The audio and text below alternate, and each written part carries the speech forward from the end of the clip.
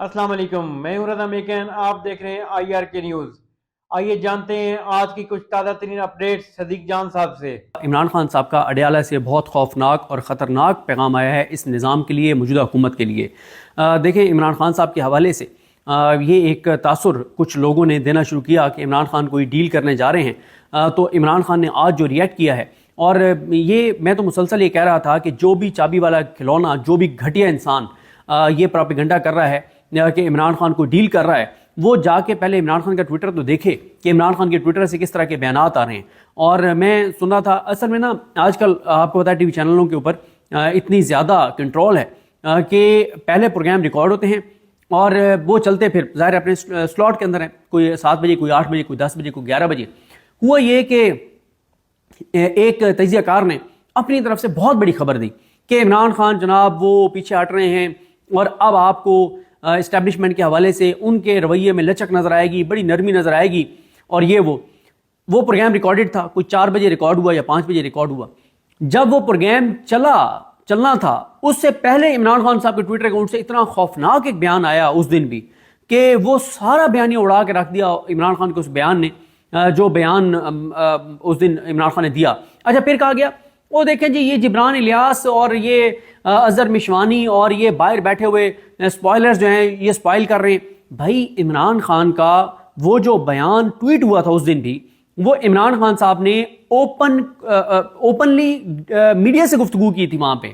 ظاہر ہے وہ اوپن کورٹ تو نہیں ہے، وہ تو ایک بند کمرے میں عدالت لگتی ہے، لیکن عمران خان نے وہاں جو صحافیوں سے گفتگو کی تھی وہی عمران خان کے ٹویٹر اکاؤنٹ سے ٹویٹ ہوئی تھی۔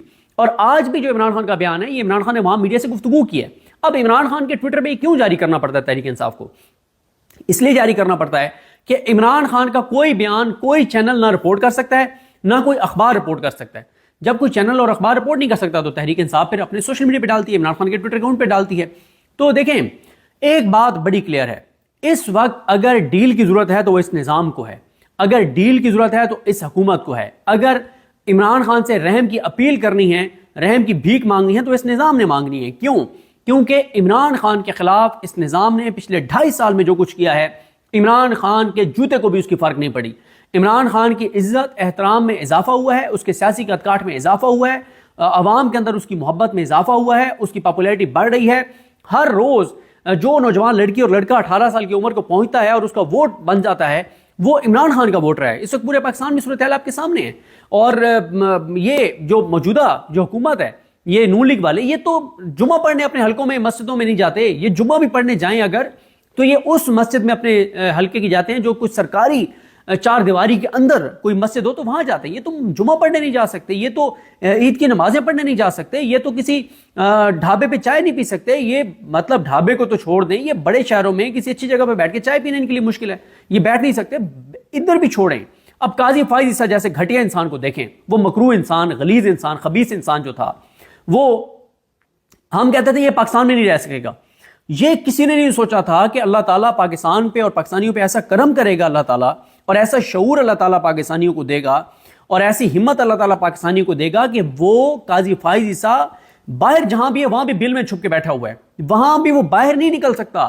1 کروڑ اوورسیز پاکستانی ہیں، ایک بھی اوورسیز پاکستانی کو قاضی فائز عیسیٰ نظر نہیں آیا۔ آخری بار وہی یو کے میں نظر آیا تھا جہاں پہ باہر پروٹیسٹ بھی ہوا تھا، اور اس کے بعد قاضی نہیں نظر آیا۔ یعنی پاکستان کو تو چھوڑیں، یہ پاکستان سے باہر بھی رہنے کے قابل نہیں رہے۔ یہ اللہ تعالیٰ نے پاکستان پہ اور پاکستانیوں پہ کرم کیا ہے، یہ شعور اور جو ہمت دیا پاکستانیوں کی سوال کرنے کی، اور پاکستانیوں کا شعور بیدار ہوا ہے کہ اب یہ لوگ مطلب باہر بھی نہیں رہ سکتے، اتنے زیادہ ان کے لیے ٹف حالات ہیں۔ اور یہ پیغام ہے ان تمام لوگوں کے لیے جو ملک کے ساتھ کھلواڑ کر رہا ہے، جو بھی ملک کے ساتھ ظلم کر رہا ہے، جو بھی ملک کے ساتھ زیادتی کر رہا ہے، جو بھی ملک کے ساتھ ناانصافی کر رہا ہے، جو بھی اس نظام کی سہولت کاری کر رہا ہے، یہ سب کے لیے ایک پیغام ہے کہ پاکستان اب بدل چکا ہے، پاکستانی اب بدل چکے ہیں، پاکستانیوں میں اب شعور کی بیداری ہو چکی ہے، پاکستانیوں میں شعور بیدار ہو چکا ہے۔ اب پاکستانی کسی صورت بھی اندھیرے میں نہیں ہے، پاکستانیوں کی آنکھوں کا عمران خان نے آپریشن کر دیا ہے۔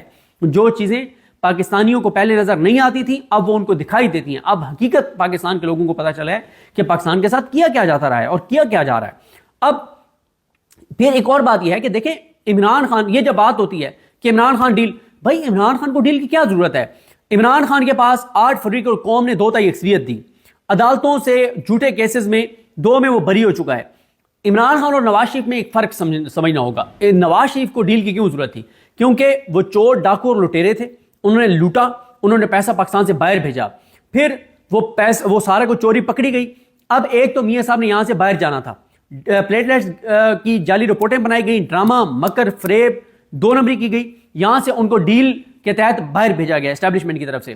اب ان کو جب وہاں سے لانا تھا واپس, کیونکہ وہ اشتہاری تھے, فراری تھے, مفرور تھے, بھگوڑے تھے, پاکستان کے اداروں کو مطلوب تھے, اب ان کو لانا تھا, تو پھر ان کو لانے کے لیے عدالتوں کو مینیج کیا گیا. اسلام آباد ہائی کورٹ کے اندر جو کچھ ہوا, احتساب عدالت کے اندر جو کچھ ہوا, ایئرپورٹ پہ اوپر جو کچھ ہوا, تو میاں نواز شریف کو یہاں سے جانے کے لیے بھی ڈیل کی ضرورت تھی, واپس آنے کے لیے بھی ڈیل کی ضرورت تھی, پھر میاں نواز شریف کو الیکشن میں بھی ڈیل کی ضرورت تھی. کیوں؟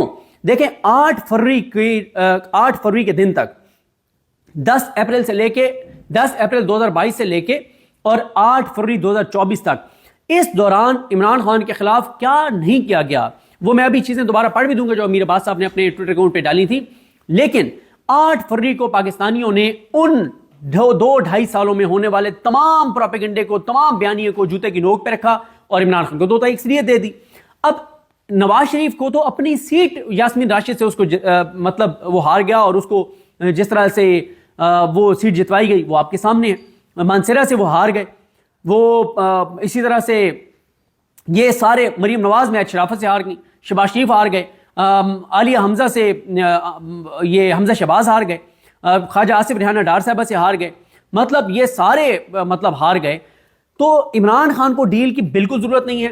ڈیل کی اس کو ضرورت ہو جو چور ہو, ڈاکو ہو, لٹیرا ہو, اچکا ہو, 2 نمبر ہو, گھٹیا انسان ہو, ڈیل کی ضرورت اس کو پڑتی ہے جس کے عوام میں ووٹ بینک نہ ہو, جو عوام میں پاپولر نہ ہو. عمران خان کے پاس اتنی پاپولیرٹی ہے, اتنی اس کی سپورٹ ہے کہ لوگوں نے 8 فروری کو اس کو 2/3 اکثریت دی تھی, اب تو 3/4 لے گا, وہ اب تو 3/4 لے گا, اس سے بھی شاید اوپر. اس بار تو شاید جو اگلا الیکشن ہوگا عمران خان کے خلاف الیکشن, یہ جو Noon League Peoples Party, M Q M, یہ سارے تو عوام میں جانے کے قابل ہی نہیں ہے جو انہوں نے پچھلے 2.5 سال میں عوام کے ساتھ کیا ہے.